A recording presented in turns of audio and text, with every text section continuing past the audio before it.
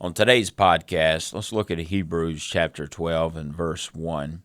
Wherefore, seeing we also are compassed about with so great a cloud of witnesses, let us lay aside every weight and the sin which doth so easily beset us, and let us run with patience the race that is set before us. We're going to look at the first part of Hebrews 12 in verse 1, where we see the phrase, great a cloud of witnesses. I'm not going to get into the debate per se as to who the cloud of witnesses are and whether or not they are positioned in heaven or positioned on earth or positioned in both heaven and earth. But I will get into the fact that as we run our race, there are many witnesses. There are those who are watching us run our race. As you serve the Lord in various ministries, as you go to work from day to day, you are going to have witnesses. In this world today, this digital age, and as busy as people are, you can do very little today without being seen. Eyes are everywhere. And even if nobody were around, perhaps there is a camera with a set of eyes behind those cameras. There is a great cloud of witnesses today. Now, with that, oftentimes critics can arise. Those who will criticize your race, those who will criticize your efforts. And I was reminded of a quote from Theodore Roosevelt. It was from his speech at Sorbonne, Paris, on April 23rd, 1910. And Theodore Roosevelt said, "It is not the critic who counts, not the man who points out how the strong man stumbles or where the doer of deeds could have done better. The credit belongs to the man who is actually in the arena, whose face is marred by dust and sweat and blood, who strives valiantly, who errs and comes up short again and again, because there is no effort without error or shortcoming. But who knows the great enthusiasms, the great devotions, who spends himself in a worthy cause, who at the best knows, in the end, the triumph of high achievement, and who, at the worst, if he fails, at least he fails while daring greatly, so that his place shall never be with those cold and timid souls who knew neither victory nor defeat."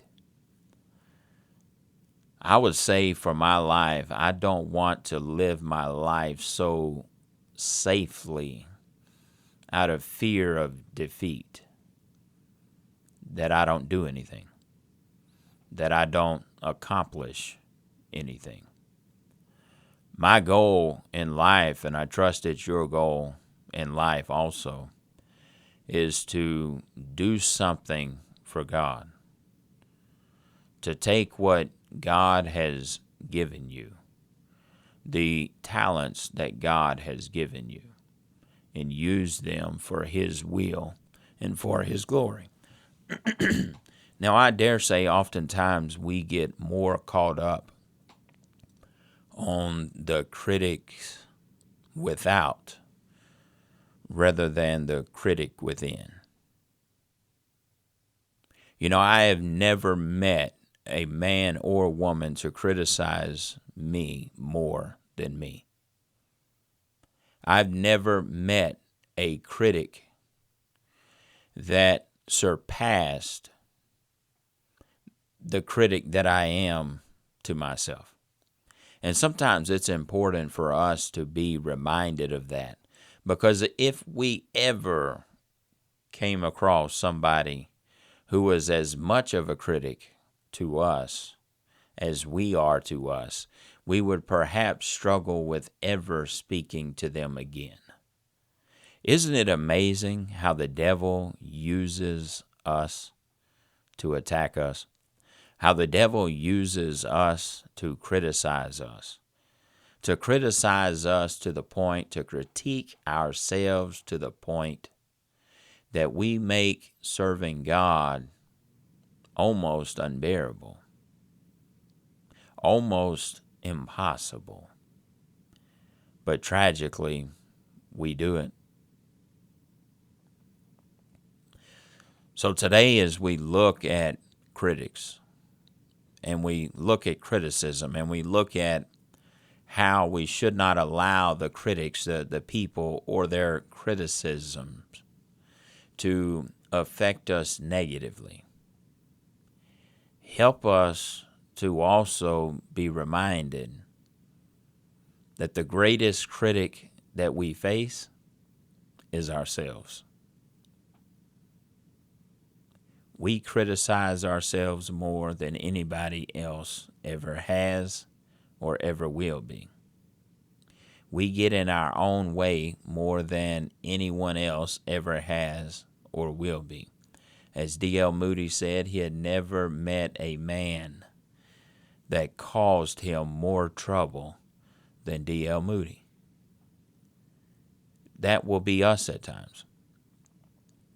But help us to surrender our hearts and our lives to the Lord and just follow His leading. And as much as we would want others to be quiet in terms of their criticisms toward us, may we also ask the Lord to silence us against ourselves and the criticisms that we have against ourselves. Because it's better to be doing something and fail than it is to do nothing. It was Lester Roloff who said many years ago, "I would rather sail and hit a rock than to sit in a dry dock." The goal is to do something for God, and the goal is to do something for His glory. Yes, if you try, you may fail. But if you don't try, then you did nothing. And may that not be said of us.